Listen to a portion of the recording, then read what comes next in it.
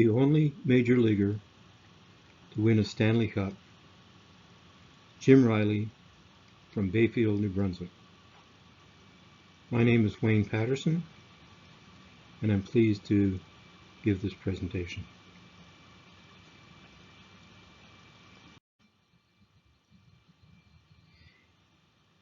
On June 17, 2022, the New Brunswick Sports Hall of Fame inducted in both the baseball and hockey categories Jim Riley, and I was honored to have given the induction speech. A few years ago, I had also given a presentation at the Baseball Hall of Fame Cooperstown Symposium on the subject of major leaguers who also reached the top level in other professional sports. Some may be surprised to learn that there have been 67 athletes who played Major League Baseball and also played in the National Football League. Another 15 major leaguers who also played in the National Basketball Association. But finally, only one player who reached the top level in Major League Baseball and also in the National Hockey League. Canadians may recall the guard for the Boston Celtics, today their general manager, Danny Ainge, who played 3 years at second base and third base for the Toronto Blue Jays. Also, Ferguson Jenkins played briefly not in the National Basketball Association, but for the Harlem Globetrotters. However, very little has been written about the sole athlete in the baseball/hockey category. This person's career led him to win the Stanley Cup in hockey, and later played 2 seasons in the baseball major leagues with the St. Louis Browns and the Washington Senators. But more to the point, this lone baseball/hockey player, Jim Riley, was born and raised in Bayfield, New Brunswick, near the author's hometown of Moncton. With respect to the baseball/basketball athletes, Canadians may recall that the longtime shooting guard for the Boston Celtics, and today their current general manager, Danny Ainge, also played second base and third base for the Blue Jays for 3 seasons. Older fans may also recall that the Boston, later Milwaukee Braves, and also Red Sox pitcher Gene Connolly also was the backup center for the Boston Celtics, backing up Bill Russell, putting in 6 years of service in each sport. However, very little has been written about the sole athlete in the baseball/hockey category. Furthermore, this person's career took him to the point where he is a Stanley Cup winner in hockey, and later played 2 seasons in the baseball major leagues with the St. Louis Browns and the Washington Senators. Mais plus précisément pour cet article, ce seul joueur de baseball-hockey nommé Jim Riley est né le 25 mai 1895 et a grandi à Bayfield au Nouveau-Brunswick. More to the point for this article, this lone baseball/hockey player named Jim Riley was born and raised in Bayfield, New Brunswick. Riley was born in Bayfield on May 25, 1895. Many people may have encountered Bayfield while making a wrong turn to get to the Flink, what we New Brunswickers call, or the Confederation Bridge. Along Highway 955, the Acadian Coastal Drive, Bayfield is about 4 kims from Cape Tormentine and the entrance to the Confederation Bridge. At the time when Jim Riley was born, Bayfield's population was around 300, but the population of the last census was listed as 34. Riley's parents were John Riley and Margaret Byers Riley.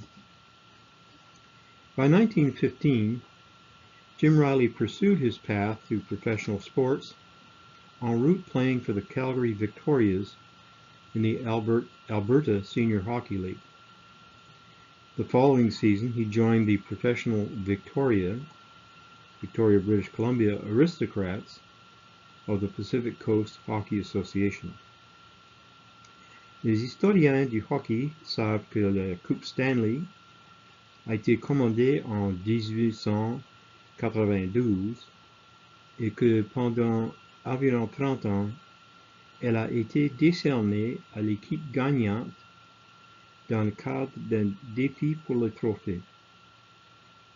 En 1915, les seules équipes admissibles à jouer pour la Coupe étaient les champions de l'Association de hockey de la côte du Pacifique, PCHA, et de l'Association nationale de hockey, qui deviendra plus tard la Ligue nationale de hockey. Hockey historians know that the Stanley Cup was commissioned in 1892, and for about 30 years it was awarded to the winning team in a challenge for the trophy. In 1915, the only teams eligible to play for the Cup were the champions of the Pacific Coast Hockey Association, or PCHA, and the National Hockey Association, later to become the National Hockey League. For the 1917 season, Riley switched to the Seattle Metropolitans of the PCHA, and in that year, the Seattle team was fortified by a mass departure of players from the Toronto Blue Shirts. Hockey fans will note that although the NHL celebrated its centennial year in 2017, in the period from 1915 to 1925, the right to play for Lord Stanley's vessel would be on the basis of the winners of the PCHA and the NHA, i.e. the NHL. Ainsi, en 1917, l'équipe de Seattle, après avoir remporté la WHL, est ainsi devenue le représentant de la PCHA pour affronter les Canadiens de Montréal de la NLH. Jim Riley était membre de cette équipe en tant que l'un des trois ailiers et était le plus jeune à l'âge de 21 ans. So in 1917, the Seattle team, having won the WHL, thus became the PCHA representative to play the NHA, Montreal Canadiens. Jim Riley was a member of that team as one of 3 wingers and was the kid at age 21. Among his teammates were 3 future Hockey Hall of Fame members, winger Frank Foyston, rover Jack Walker, and goalie Hap Holmes. In addition, in a Moncton connection, Walker had played for the Moncton Victorias of the Maritime Professional Hockey League in 1911-12, and they played for the Stanley Cup. Given the difficulties of travel in that era, all games were played in the Seattle Ice Arena from March 17 to 26. Seattle won the best-of-5 series, losing only Game 1. In the Seattle wins, the Canadiens scored only 1 goal per game, while Seattle scored 19 altogether. Shortly after the Stanley Cup Series ended, Riley was married on April 12, and then he joined the Canadian Army and was stationed in England for the balance of World War I, rising to the rank of sergeant. At the end of the war, Riley rejoined the Seattle Metropolitans for the 1918 season and remained with them through 1924. He became a more prolific scorer as Seattle qualified for the Stanley Cup Championship again in 1919, although it was canceled because of the worldwide flu epidemic. And then Riley played and lost with Seattle in 1920 to the Ottawa Senators. In the 1920-21 season, Riley was second in the Pacific Coast Hockey Association in goal scoring with 23, behind only teammate Foyston. After this season, Jim Riley decided to develop his baseball career, signing as the second baseman for the Vancouver Beavers of the Pacific Coast Baseball International League. As the Sporting News reported that season, Jim Riley, the famous Seattle hockey star, is another slated for promotion. Riley is the Ruth of the circuit, and let it be mentioned that also at the Keystone Bag, he has no peer in this company. Although only breaking in this season, Riley started the season batting just above the pitchers. Today he's in the cleanup hole on the Vancouver squad and delivering all the time. The St. Louis Browns brought him up later that season, where he played a few games at second base alongside the first baseman and Baseball Hall of Famer George Sisler. In 1923, he turned full-time to baseball, signing with the Shreveport, Louisiana Captains in the Class A Baseball Texas League, who were an affiliate of the Philadelphia Athletics. For the Captains, he appeared in 141 games in that year, batting .328 with 174 hits, 39 doubles, 11 triples, and 11 homers. He returned to Shreveport in 1924, almost duplicating his previous season with a batting average of .312 in 156 games with 188 hits, 34 doubles, 7 triples, and 26 home runs. But after the 1924 season, he returned pretty much entirely to hockey with the Victoria Cougars from 1924 to 1926, the Chicago Blackhawks, and the Detroit Cougars, both in 1926 and 27.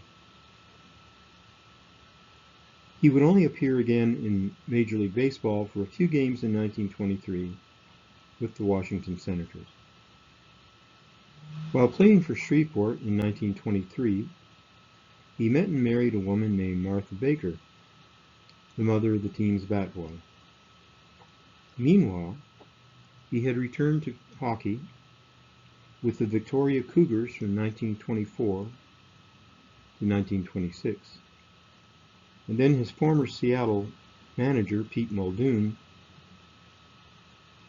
who became manager of the NHL Chicago Blackhawks, Riley was signed and made his NHL debut with the Blackhawks on January 19, 1927.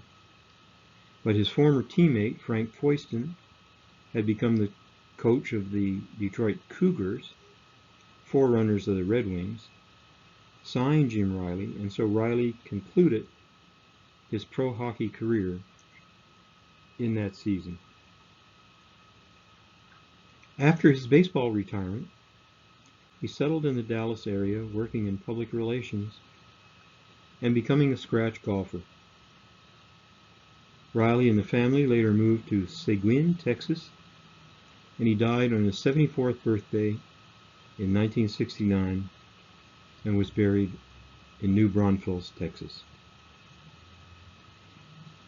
I'm happy to give this tribute to Jim Riley as a fellow New Brunswicker and to report on his remarkable achievements.